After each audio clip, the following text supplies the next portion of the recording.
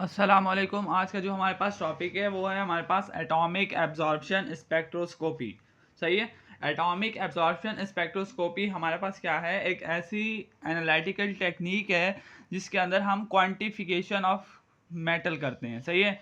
यानी सबसे पहले हमने जो पहले पढ़ चुके हैं जितनी भी एनालिसिस की टेक्निक्स, उसके अंदर हमने मॉलिक्यूलर एब्जॉर्प्शन स्पेक्ट्रोस्कोपी को स्टडी किया था। सही है। इस वाले टॉपिक के अंदर हम क्या करेंगे कि एटम की जो एब्जॉर्प्शन स्पेक्ट्रोस्कोपी होती है उसे स्टडी करेंगे। सही है। अब आपको पता होना चाहिए कि मॉलिक्यूलर एब्जॉर्प्शन स्पेक्ट्रा और एटॉमिक एब्जॉर्प्शन स्पेक्ट्रा के अंदर सबसे पहले फ़र्क क्या होता है। सही है कि जो मॉलिक्यूलर स्पेक्ट्रा होता है उसके अंदर जो हमारे पास जो लाइट एब्जॉर्ब होती है वो होल मॉलिक्यूल एब्जॉर्ब करता है, लेकिन जो एटॉमिक एब्जॉर्प्शन स्पेक्ट्रा है इसके अंदर एक सिंगल एटम जो होता है वो हमारे पास क्या करता है, लाइट को एब्जॉर्ब करता है। सही है। मॉलिक्यूलर स्पेक्ट्रा के अंदर जो पीक हम ऑब्जर्व करते हैं वो हमारे पास क्या होती है, ब्रॉड पीक एब्जॉर्ब होती है। सही है। लेकिन जो हमारे पास एटॉमिक एब्जॉर्प्शन स्पेक्ट्रा है इसके अंदर जो हमारे पास पीक एब्जॉर्ब होगी वो क्या होगी, शार्प और डिस्टेंट पीक ऑब्जर्व होगी। सही है। अब जो हमारे पास एटॉमिक एब्जॉर्प्शन स्पेक्ट्रा है ये हमारे पास एक टेक्निक है to detect the sample at trace level such as part per billion. सही है। अगर हमारे पास कोई सैंपल है जिसके पार्ट्स पर बिलियन के अंदर वो डिवाइड हुआ है तो उसे हम स्टडी कर सकते हैं for the detection of metal या एटम एट ट्रेस लेवल। सही है। This technique involve the absorption of the radiant energy. ये टेक्निक क्या करती है, इन्वॉल्व होती है किस चीज़ के अंदर, एब्जॉर्प्शन के अंदर के रेडिएंट एनर्जी को एब्जॉर्ब किया जाए। वो एनर्जी हमारे पास यूवी रेडिएशंस भी हो सकती हैं या विजिबल रेडिएशंस भी हो सकती हैं by a bunch of free atom. कौन एब्जॉर्ब करेगा, फ्री एटम्स उसे क्या करेंगे, एब्जॉर्ब करेंगे। The sample use in gaseous state. हम जो सैंपल यूज करेंगे एटॉमिक एब्जॉर्प्शन के प्रोसेस के अंदर वो किस स्टेट के अंदर होना चाहिए, गैसियस स्टेट के अंदर होना चाहिए। When an atom absorb light of a specific wavelength. जब भी कोई एटम एब्जॉर्ब करेगा लाइट को स्पेसिफिक वेवलेंथ के ऊपर, उसके रिजल्ट के अंदर हमारे पास क्या होगा, एक्साइटेशन ऑफ इलेक्ट्रॉन होगा। सही है। लाइट को एटम एब्जॉर्ब कर रहा है। फर्स्ट ऑफ ऑल हमारे पास जो एटम है वो हमारे पास किस स्टेट के अंदर है, ग्राउंड स्टेट के अंदर। जब उसने एनर्जी को एब्जॉर्ब किया तो वो हमारे पास किस स्टेट के ऊपर चला जाएगा, एक्साइटेशन स्टेट के ऊपर चला जाएगा। सही है। The energy absorb by the mole is fixed can be use for the qualitative and the quantitative analysis. सही है। जितनी भी एनर्जी एक एटम एब्जॉर्ब करेगा वो हमारे पास क्या होगी, कांस्टेंट होगी, फिक्स्ड होगी। सही है। आइदर वो हम यूज करेंगे क्वालिटेटिव और क्वांटिटेटिव एनालिसिस के लिए। सही है। नेक्स्ट आता है हमारे पास वर्किंग प्रिंसिपल। वर्किंग प्रिंसिपल क्या होता है एटॉमिक एब्जॉर्प्शन स्पेक्ट्रोफोटोमीटर का, ये जो एटम ऑफ एन लाइट है उसके अंदर हमारे पास फिक्स नंबर ऑफ इलेक्ट्रॉन क्या होते हैं, मौजूद होते हैं। किसी भी एटम के अंदर हमारे पास इलेक्ट्रॉन मौजूद होंगे। सही है। अब कोई भी लाइट हमारे पास एब्जॉर्ब हो रही है, स्पेसिफिक वेवलेंथ की जो लाइट है वो एटम एब्जॉर्ब करता है।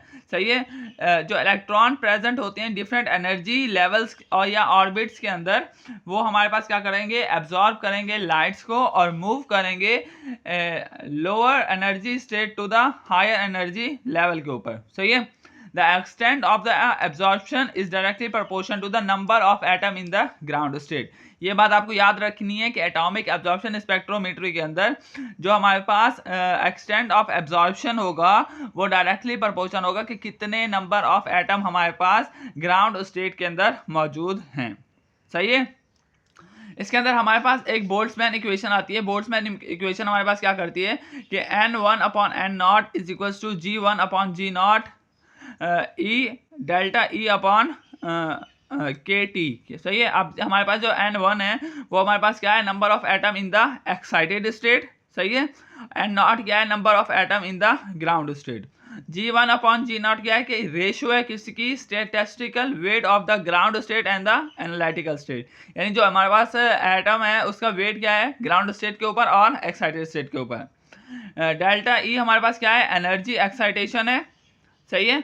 और के हमारे पास क्या है, बोल्ट्जमैन कांस्टेंट है। और टी क्या है हमारे पास, टेम्परेचर इन केल्विन, यानी कौन कितना टेम्परेचर हम प्रोवाइड करेंगे कि जो हमारे पास एटम है वो अपने इलेक्ट्रॉन्स को मूव करवाए ground state to excited state. Next आता है हमारे पास इंस्ट्रूमेंटेशन। इंस्ट्रूमेंटेशन के अंदर सबसे पहले आपको इंस्ट्रूमेंटेशन का जो बैलेंस है वो याद होना चाहिए। सही है, ऑर्डर याद होना चाहिए। सबसे पहले हमारे पास सैंपल एनालाइट आता है, उसके बाद लाइट सोर्स आएगा, चॉपर आएगा, एटोमाइजर आएगा, बर्नर और फ्लेम आएगा, मोनोक्रोमेटर आएगा, डिटेक्टर, एम्पलीफायर और रीड आउट डिवाइस आएगी। सही है, इसकी मैं आपको डायग्राम थोड़ी समझाता हूँ, फिर हम इसकी जो फर्दर डिटेल है उसे डिस्कस करेंगे। सबसे पहले हमारे पास क्या होता है कि लाइट सोर्स होता है, यहाँ से हमारे पास लाइट सोर्स होगी, इसके अंदर एनोड और कैथोड हमारे पास फिक्स होंगे। फिर आएगा हमारे पास एनालाइट, एनालाइट से हम यहाँ पे क्या करेंगे, सैंपल इंट्रोड्यूस करवाएंगे। जो हमारे पास सैंपल जिसे हमने स्टडी करना है वो हम यहाँ से लिक्विड फॉर्म के अंदर क्या करवाएंगे, इंट्रोड्यूस करवाएंगे, या नेबुलाइज फॉर्म के अंदर उसे क्या करवाएंगे, इंट्रोड्यूस करवाएंगे with help of fuel gas भी और ऑक्सीडाइजिंग गैस भी इसके अंदर क्या करेंगे, इंसर्ट करेंगे। अब जो चॉपर होता है वो उसे क्या करता है, ब्रेक करता है, जो लार्जर ड्रॉपलेट ऑफ लिक्विड होंगे ना उसे ब्रेक करेगा, उसे गैस की फॉर्म के अंदर कन्वर्ट करके एटोमाइजर के पास ले आएगा। अब जो एटोमाइजर है यहाँ पे हमारे पास फ्लेम है, सही है, ये फ्लेम क्या करेगी, जो हमारे पास एटम है ग्राउंड स्टेट के ऊपर उसे एक्साइटेड स्टेट के अंदर कन्वर्ट कर देगी। सही है, फर्दर इसकी जो डायग्राम है वो भी मैं आपको आगे बताता हूँ। सबसे पहले आता है लाइट सोर्स। लाइट सोर्स के अंदर हमारे पास क्या होता है, हैलो कैथोड लैंप होता है, use as a light source. सही है, जैसा कि हमारे पास नाम सजेस्ट कर रहा है कि ये हमारे पास सिलेंड्रिकल हैलो कैथोड है, जो कि मेड अप हुई होती है उसी एलिमेंट से जो हम कंसीडर कर रहे होते हैं। सही है, the anode is made up of tungsten. जो एनोड है वो किससे बना हुआ होगा, टंगस्टन एलिमेंट से। Anode and cathode are involve in the glass tube with a Curtis window. दोनों एनोड और कैथोड हमारे पास किसके अंदर होंगे, ग्लास ट्यूब के अंदर होंगे, जो कि मेड अप हुई होगी कर्टेस, जो कि एलिमेंट है, विंडो के साथ। चाहिए, the glass is envelope filled with the inert gas. जो ग्लास इन्वेलप है उसके अंदर हम फिल्ड करेंगे किसे, इनर्ट गैस को, under the reduce pressure. Reduce pressure 1 to 5 torr होगा। सही है, when the high voltage is applied across the electrode. जब भी हम एक हाई वोल्टेज अप्लाई करेंगे इलेक्ट्रोड के ऊपर तो वो आयोनाइज कर देगा किस चीज को, नोबल गैसेस को एट एनोड। एनोड के ऊपर जो नोबल गैसेस है वो क्या हो जाएंगी, आयोनाइज हो जाएंगी। The ions produce as a result of the accelerated toward the cathode. और जो आयन है वो मूव करेंगे किसकी तरफ, कैथोड की तरफ। When the fast moving ions strike the surface of the cathode, जब भी फास्ट मूविंग आयन आएंगे और स्ट्राइक करेंगे किससे, कैथोड से, तो ये क्या करेंगे, हमारे पास मेटल एटम को स्प्यूटर करेंगे। सही है, जिसके नतीजे में हमारे पास क्या होगा कि इलेक्ट्रॉन वेपोराइज्ड मेटल के अंदर कन्वर्ट होंगे और एक्साइट करेंगे और मूव करेंगे एक्साइटेड स्टेट के ऊपर। सही है, it is due to the continuous collision of the higher energy gas ion. जब हायर एनर्जी गैस आयंस आते हैं, देखो यहाँ से हमारे पास सैंपल आया, यहाँ पे चॉपर पे, यहाँ पे हमारे पास क्या होगा कि सैंपल गैस मॉलिक्यूल ज़्यादा होंगे। जब गैस मॉलिक्यूल्स की हमारे पास कॉलिजन होगी ज़्यादा से ज़्यादा तो हमारे पास प्रेशर डेवलप होगा। सही है, तो वो हमारे पास क्या करेगा, मॉलिक्यूल्स को मूव करवाएगा ग्राउंड स्टेट से एक्साइटेड स्टेट के ऊपर। सही है, नेक्स्ट आता है चॉपर। चॉपर हमारे पास क्या होता है, एक रोटेटिंग डिवाइस व्हील होता है। सही है, जो कि बिटवीन होता है किस चीज़ के, हॉलो कैथोड लैंप के और फ्लेम के। It move the large droplet and allow the uniform size droplet to enter into the flame. ये क्या करेगा, जो ड्रॉपलेट है उसे यूनिफॉर्म साइज के अंदर कन्वर्ट करेगा। सही है, it break the steady light from the lamp into the pulsating light. ये क्या करता है, ब्रेक करता है स्टेडी लाइट को पुलसेटिंग लाइट्स के अंदर। सही है, अब ये जो पुलसेटिंग लाइट है, पुलसेटिंग करंट है इन द फोटो सेल, ये क्या करेगा, एम्पलीफाई करेगा और रिकॉर्ड करेगा विदाउट एनी इंटरफेरेंस, किसी भी इंटरफेरेंस के बचा के ये हमारे पास क्या करेगा, उसे स्टडी करेगा। नेक्स्ट आता है सैंपल इंट्रोडक्शन सिस्टम।